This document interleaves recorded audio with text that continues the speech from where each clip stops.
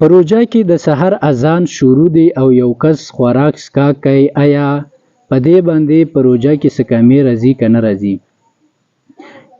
یو کس ناوخته راغی کور ته او هغه چې کوم دی په خوراک باندې یا په اوبو باندې یا په چایو باندې شروع وکړه او اذان شروع دی، نو په دې وخت کې که اذان د سبا ختلو نه پس و، نو بیا چې کوم دی روژه په دې کس باندې د یوې روژې قضا شته، هغه به د رمضان مبارک نه بعد یوې روژې قضا را وګرځي، حالانکې کفاره پې نشته، شپېته روژې نیول هغه پې نشته دی.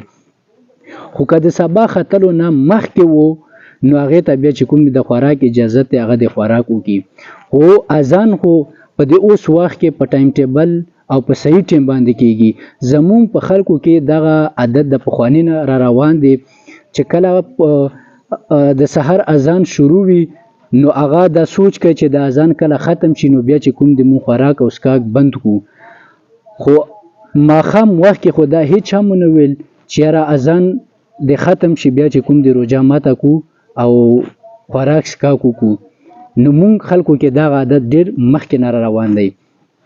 یو بله مسله وکړه، که یو کس په روژه کې په هیره باندې خوراک څښاک کوي او هغه ته دا پته نشته چې ما روژه نیولې ده، نو په دې وخت کې چې کوم دی دغه کس ته دغه روژه صحیح ده، بالکل په روژه کې څه کمی نه دی راغلی. اوس دلته یو بل کس مخامخ هغه ته ولاړ دی، نو په دې کس باندې څه حکم دی چې هغه دته څه خبرې وکړي.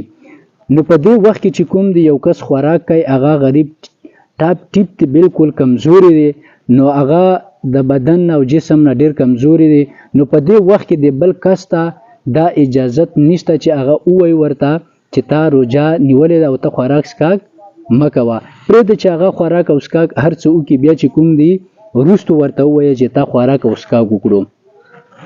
اوس بل یو پلاوان کس دی، هغه د روژې طاقت لري او ښه په روژه کې په سور کې دی، نو بیا چې کوم دی ته په هغه باندې اواز وکړه، ورته ووایه چې ستا روژه ده، پیر صاحب خفه کېږه مه. بله مسله وکړه، که یو کس مرې ته د ماشین نه وتو، نو په هغې سره روژه ماتېږي که نه ماتېږي؟ بالکل په هغې سره هېڅ روژه نه ماتېږي. بله مسله دا وکړه، که یو الوګي شو یا ګرد غبار شو او هغه په سنګو ته یا خولې ته ننوتو، نو په هغې سره په روژه کې څه اثر او نه په روژه کې کمی راځي. بل که یو کس ګیرې ته یا سر ته یا بدن ته تیل ورکړ، په دې سره په روژه کې څه کمی نه راځي. یا په سترګو سرما لګول او همدارنګې په سنګو ته په زوره باندې عطر دغه ګلاب یا هر څنګه عطر وي هغه سون کول، نو هغه چې کوم دی په هغې سره په روژه کې څه کمی نه راځي.